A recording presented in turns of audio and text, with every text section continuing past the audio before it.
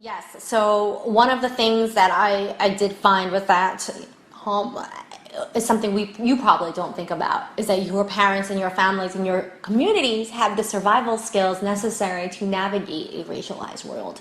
Um, it's not going to be the same if a white person is raising a person of color.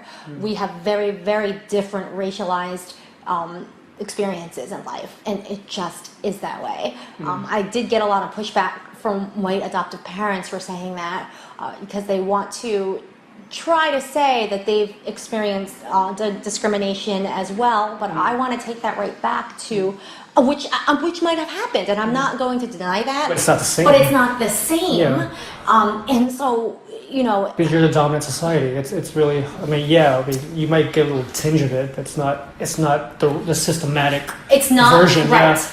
It's not, you know, looking back and saying that, you know, I got made fun of because I had olive oil legs, and you're getting made fun of because, you know, some little girl came over to your house and said, I'm going to hit you in the face, your mom hit you in the face with a frying pan, that's why your face is so flat. So it's a bit different. And so what this, I think, does, and you're right, you don't have that community. So even if you had a parent, a community, a diverse community, what happens in the home? That must be so hard for you whenever you dealt with that. Yeah. You felt that's a very lonely existence right there. I couldn't articulate it until just a few years ago, but yes, I had a lot of serious anger issues. Serious anger issues. I was not a bad kid. I mean, I was a bookworm back then too. Back then, so we all were. Yeah, so that's why you're a writer. Yeah, true. Every writer's a bookworm.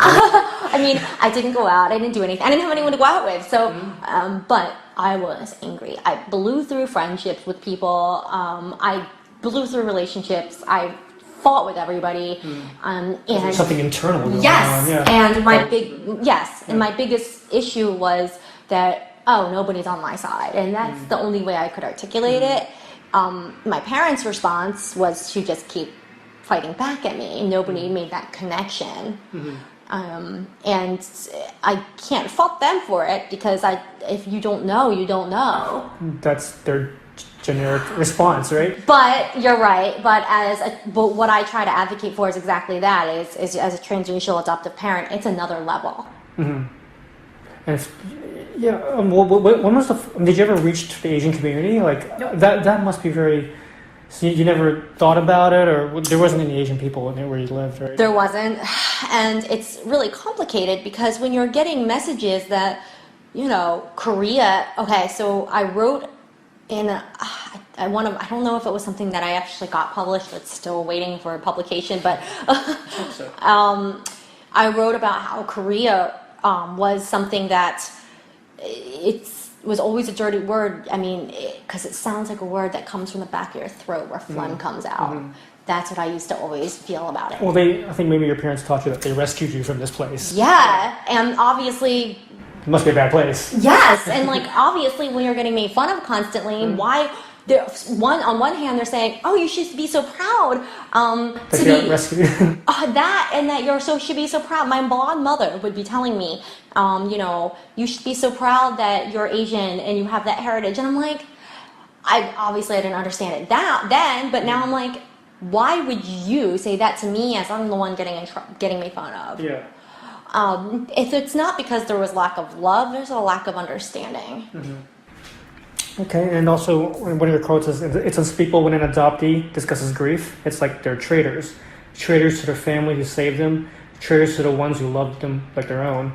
Who could ever speak ill of the people who gave them homes?" And wow, I wrote that? That's from your blog. That's great. Unless I saw another blog by accident. No, wow, sometimes it's a really good thing. Like, it sounds good, you know, coming out, you know. But I was wondering, like, you got to the point where you did try to find your own identity, right? Like a racial identity. There was a point that's a natural thing, right? It is. So what about the people that look like me? Like, there's a community that's kind of curdy, right? There's got to be a...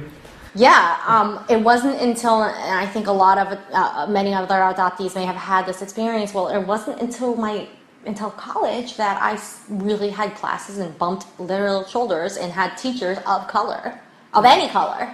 I mean, there were a few, but not of that significance. They were in the periphery, but they were not in my life. Up until even college, though, there was still a strong influence from my parents of that you versus them mentality. So it was still uncomfortable in it. So I got really gung-ho when I was in college at some point, and I joined the Korean American Association. Did he accept you? Who? The Korean American, whatever. I never felt comfortable. Yeah, I was curious about. I never felt comfortable. Nobody ever made me feel bad about it. It was just more that I never felt like they knew something I didn't. And again, at the time, I didn't realize it, but I looked like them, but I wasn't because... And they knew you were an adoptee and everything. They did. Yeah. And I never got flack for it. I never got, you're not Asian enough or anything. Yeah. Like, I never connected because of my own insecurities. And also, it seemed like it was a reminder of what I missed. Yeah. So do you sometimes talk about, when are you still comfortable with who you are? I am now. You are now, but it took a long. It's an ongoing journey. It's funny because there is a lot of flack for certain relationships in the Asian community. But it wasn't until I got into one that I was encouraged to finally seek help. And it was when I sought help for a lot of my anger issues and my identity issues that I realized it was all stemming from my adoption and being transracially adopted. That's when I said, I am on my way now to being comfortable finally. And I think it's an ongoing process. And having a son is what forced me to do that because, How do you talk to your son sometimes? 'Cause I mean, I'm sure he's dealing with, he's really young, but kids know stuff. And they ask they ask you stuff like, how do you, I mean, if I had an Asian son, I'm prepared to teach him stuff. But you're figuring things out on your own too, while you're doing this, so it must be really hard. You're I don't know, I learned this much later in life, opposed to someone who's born with it. It's extremely difficult because I feel as though, in a way, I'm coming to my son empty-handed. And it reflects in me the emptiness that I'm starting to realize I had all my life when the inside doesn't match the outside. And I don't want to do that to my son. And so, over the couple years of really intense, therapy to get through this, I myself am almost I have to become comfortable with this. I was not wrong for being Asian. I didn't do anything wrong. They were the ones who were trying to tell me that and make me feel bad about it. And it's hard to deprogram that. Yes, and what I find out is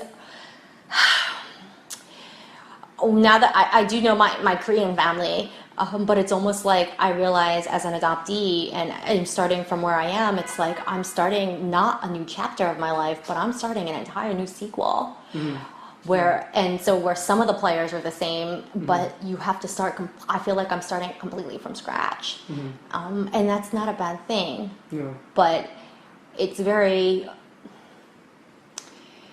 because of my son that I care very much that we raise our children and next generations to be more empathetic than we were. Yes. Yeah. And I don't want him to ever feel the way I did. And I realized that if I kept going the way I was going, I would pass that same stuff on, and I don't want to. One of the things about the Asian community is you can't just not believe you're Asian because society's not going to forget that. Ooh, I never thought of that. He's going to encounter it no matter what. So the worst thing to do is just to bury your head in the sand and be like race doesn't exist. Kind of like how your parents taught you. My parents taught me a whole different thing, but it's like you're always prepared for it. But I'm glad that happened.